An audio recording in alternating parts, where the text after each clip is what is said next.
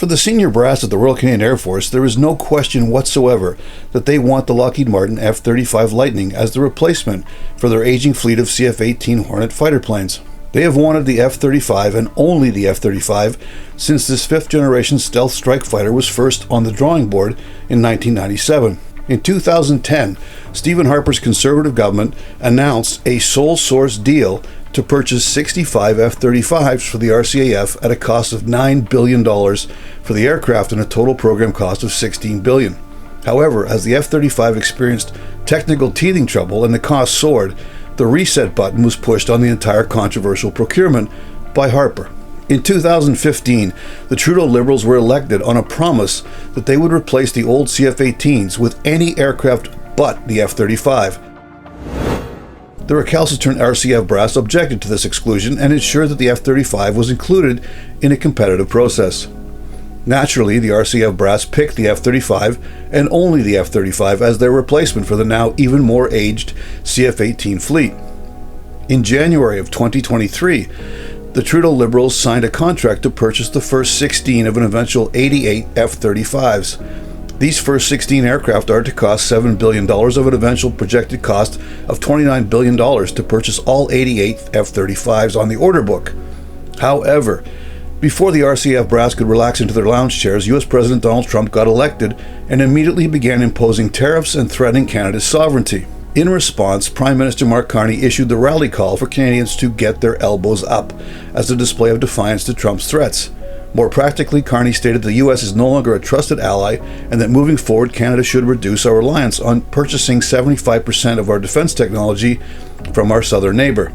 Much to the dismay of the RCAF Brain Trust, it was pointed out that Canada has thus far only committed to purchasing 16 F-35s. Carney has ordered a complete review of all options that would allow Canada to seek an alternate replacement aircraft for the CF-18s. That review was promised to be complete by the end of summer.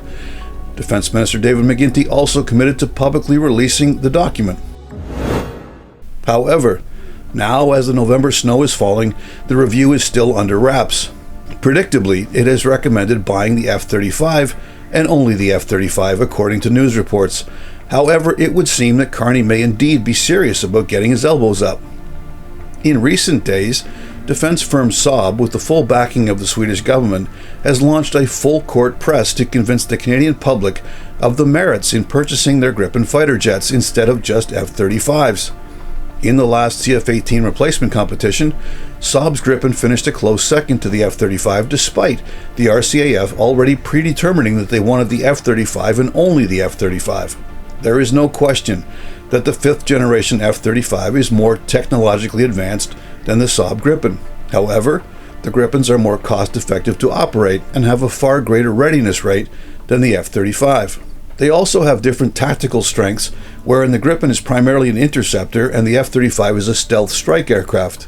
One would think 16 F-35s would be adequate to fulfill any sneak attack on a near-peer adversary on day one of a conflict, especially as there is no fathomable scenario wherein Canada would initiate such a conflict on our own.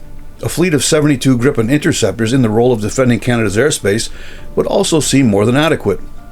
More importantly, Saab has sweetened the pot by offering to assemble the Gripen here in Canada. This is estimated to create 6,000 high-tech aviation jobs over the next 4 decades. That sort of offer must be music to the ears of those Canadians who truly want to send a message of patriotic defiance to the Trump administration. We would be partnering with a European ally to build domestic defense capacity. Simultaneously, we would be following through on Carney's promise to wean ourselves off the current dependency on the U.S. More importantly, we would be hitting Trump in the checkbook to the tune of canceling close to $22 billion worth of future F-35s. As much as I would love to see this play out in Saab's favor, I fear the RCAF brass will once again prevail and Canada will get the F-35 and only the F-35.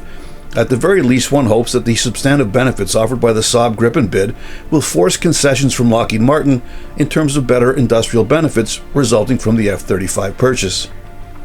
This has been On Target. I'm Scott Taylor.